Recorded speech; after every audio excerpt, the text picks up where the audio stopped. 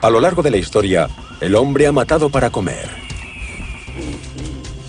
Normalmente, a otras especies. Pero a veces, comer humanos es la única manera de sobrevivir. En la década de 1820, 8 presos fugados se internaron en la inhóspita maleza australiana y terminaron luchando por la supervivencia. En 1884, 4 marineros de un barco naufragado se enfrentaron a una atroz decisión que sentaría un nuevo precedente legal en Inglaterra. Y durante la Segunda Guerra Mundial, unos soldados japoneses fueron abandonados en Papúa Nueva Guinea, con horribles resultados. Estos hombres se encontraron en situación límite. ¿Matarían para comer o morirían? Canibalismo, supervivencia extrema. A principios de la década de 1820, el sistema carcelario de Gran Bretaña estaba saturado. Delincuentes de toda clase, desde ladronzuelos a crueles asesinos, eran arrancados de su tierra y enviados al que parecía el lugar más remoto del planeta. Tasmania, una isla al sur de la costa de Australia. Los peores delincuentes se encontraban más lejos de la civilización, confinados en una colonia penal, el Macquarie Harbour, un infierno donde se les obligaba a soportar 7 años más de trabajo extenuante. La vida en Macquarie Harbour era muy dura. Hay un caso de un convicto que mató a su compañero, y cuando le preguntaron por qué, dijo que prefería morir ahorcado que seguir en Macquarie Harbour. Cualquier infracción de las normas conllevaba un azotamiento despiadado. Las espaldas de los hombres sangraban con el segundo latigazo. Literalmente los despellejaban vivos. En septiembre de 1822, 8 presos asignados al mismo destacamento de trabajo agotador decidieron que ya habían tenido bastante. Idearon un plan para escapar. Iban a robar un bote y escapar por el mar, llegando quizás a Asia o a Sudamérica. Normalmente estaban bajo la supervisión de lo que se llamaba un preso guardián, que no iba armado. En un descanso lo ataron a un árbol y salieron corriendo. Los hombres se marcharon solo con lo puesto: unos bocados de pan y un hacha.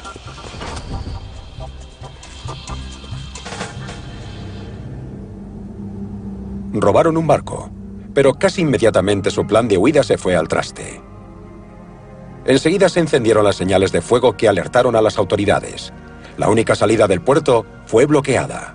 En cuanto vieron los fuegos, supieron que tenían que volver a tierra. Varios habían intentado escapar antes por tierra de Macquarie Harbour, pero sin éxito. Decían que sus huesos habían quedado entre los matorrales o habían sido comidos por los nativos. No les entusiasmaba hacerlo, pero era la única forma de continuar. Los 8 convictos se internaron en la espesa e inexplorada maleza con la esperanza de alcanzar tierras colonizadas, la única zona habitada de Tasmania, además de Macquarie Harbour. Pero debían atravesar rápidamente más de 100 arduos kilómetros para sobrevivir. El problema es que en esa zona de Tasmania no hay nada de comer. Los únicos animales que se pueden ver por allí son los cuervos burlándose desde los árboles y a veces lagartos en tierra. No se puede cazar nada para subsistir. Mientras atravesaban la maleza, un preso llamado Robert Greenhill se alzó como líder. Greenhill era marino. Sabía orientarse con el sol y las estrellas. Por eso guió a este grupo por una de las tierras más inaccesibles y difíciles del mundo. No es broma. He estado allí y es una tierra muy difícil. A pesar de haber vivido en duras condiciones en el penal, no estaban preparados para lo que les esperaba. Gastaron enormes cantidades de energía y no tenían prácticamente nada que comer. Al 8º día de este viaje estaban a punto de morir de inanición. Con el hambre, la tensión aumentó. Y estalló la discordia. El grupo empezó a dividirse.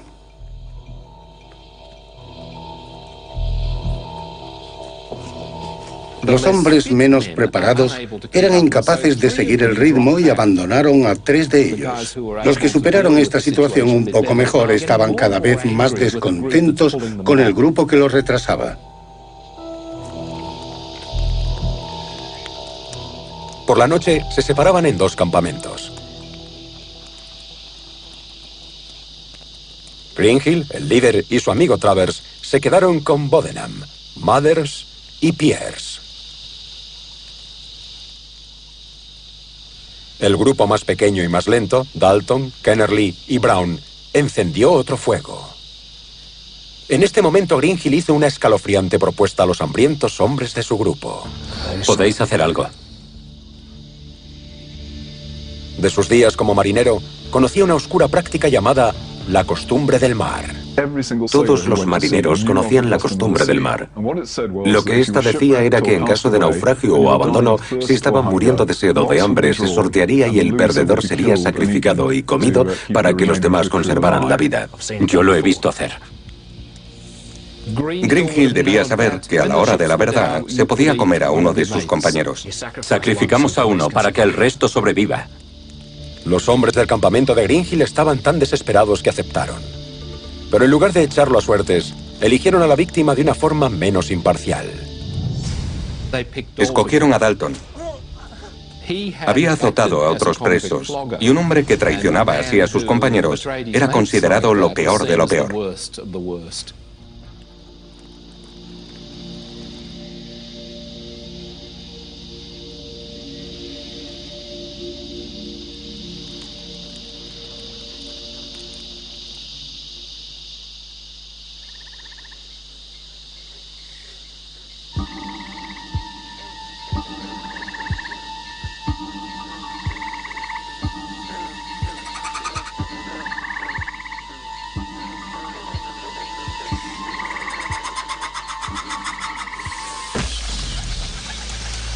En total oscuridad, Greenhill cogió el hacha y la descargó en la cabeza de Dalton. Travis, que había sido granjero y había sacrificado ovejas, sabía exactamente cómo descuartizar el cadáver.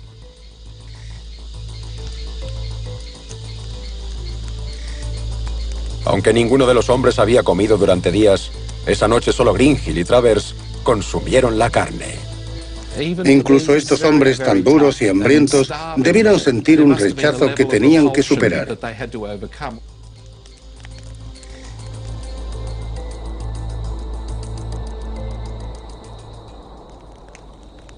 Pero a la mañana siguiente, las punzadas del hambre los obligaron a dejar de lado los escrúpulos. Cuando despiertas hambriento, el olor de la carne cocinada puede hacerte cambiar de idea. Greenhill y Travers racionaron la carne. Con los estómagos llenos, los presos siguieron avanzando. Pero dos hombres tenían serias dudas sobre la nueva estrategia para sobrevivir. Brown y Kennerly tenían un pacto con Dalton. Lo habían visto escrito en sangre ante sus ojos. Sabían que seguramente serían los siguientes. Poco a poco se iban quedando cada vez más atrás, dejando que los demás se adelantaran. Y entonces dieron la vuelta y regresaron a Macquarie Harbour.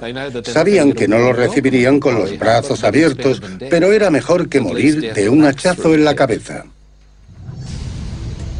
Los otros 5 convictos continuaron hacia los distritos habitados y casi ni se fijaron en la marcha de Brown y Kennerly. Esto se había convertido en un arriesgado juego a vida o muerte. Después de haber matado a una persona, cambió la dinámica psicológica del grupo. Estos hombres sabían que ahora, a menos que llegaran rápidamente a los distritos colonizados, alguien más tendría que morir. Y aunque todos estaban en el mismo aprieto, el juego no estaba igualado. Greenhill mantuvo su autoridad en el grupo porque llevaba el hacha todo el camino.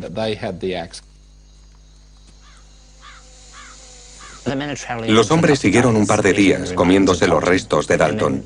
Después de 4 o 5 días se habían acabado. Lo lógico para ellos era que alguien sería el siguiente. Las miradas empezaron a cruzarse en el grupo. ¿Quién es el siguiente? Todos estaban hambrientos. Sabían que estaban demasiado débiles para seguir. Había que matar a alguien.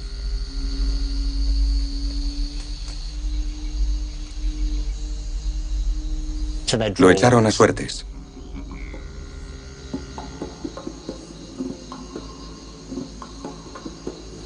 Y Bodenham sacó el palo más corto. El desafortunado perdedor fue ejecutado rápidamente y descuartizado. Los hombres hambrientos devoraron su cadáver. Ya eran 4, divididos en 2 y 2. Estaban Greenhill y Travers como los fuertes, y luego Mothers y Pierce. Pasaron los días. Los estómagos se vaciaron. Y creció la tensión.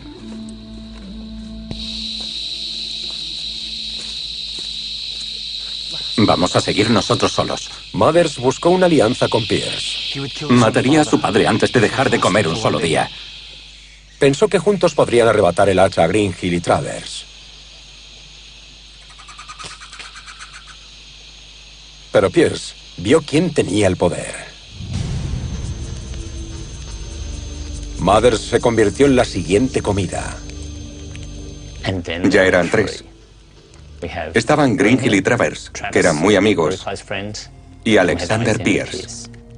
Era una dramática situación psicológica en la que había 3 hombres. En este punto, Alexander Pierce sabe que va a ser el próximo.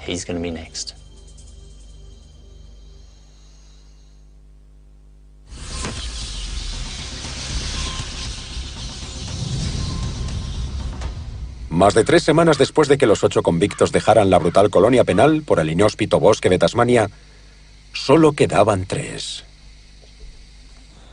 2, Greenhill y Travers, eran amigos, lo que dejaba a Pierce el papel del extraño. Sin comida y con el canibalismo como único medio de subsistir, no había duda de quién corría más peligro.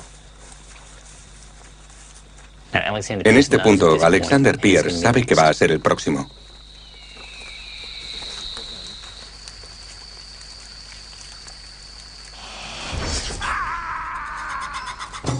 Y probablemente lo hubiera sido si Travers no hubiera sufrido un trágico accidente. En un fatal paso en falso, una serpiente venenosa mordió a Travers. Cayó enfermo al instante. Greenhill no está dispuesto a abandonar a Travers. Quiere salvar a su compañero. Le ayudan, pero estaban demacrados y en muy mal estado, y era muy duro cargar con un hombre enfermo. Recorrieron un trecho y acamparon. Travers no mejoraba. La gangrena empezaba a extenderse y Travers sabía que no lo conseguiría, que iba a morir, así que pidió a los otros que lo mataran. Matadme. Y lo hicieron, proporcionándoles unos kilos más de carne en su avance final hacia los distritos colonizados.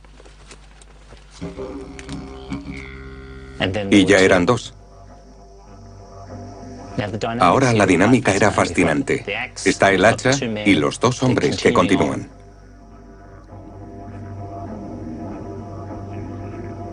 Greenhill y Pierce empiezan a jurarse fidelidad mutua. Se dicen que cualquier día llegarán a los distritos colonizados y que no se iban a hacer daño el uno al otro. Pero ninguno de los presos confiaba realmente en el otro. Los 2 estaban muertos de hambre. Tenían carne de 3 hombres en sus estómagos. Y cada uno era la única comida potencial que tenía el otro. Pierce fue el primero en confirmar sus sospechas. Una noche fingió que se quedaba dormido. Y entonces escuchó a Greenhill levantarse y arrastrarse hacia él. Sabía que iba por él. Sabía que iba detrás de él. A continuación empezó un juego mortal del gato y el ratón.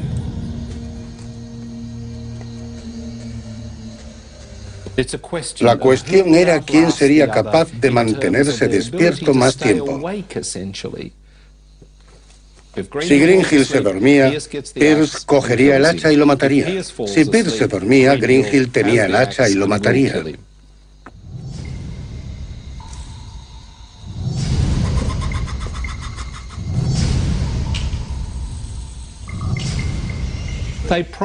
Puede que continuaran 3 días con sus noches sin dormir.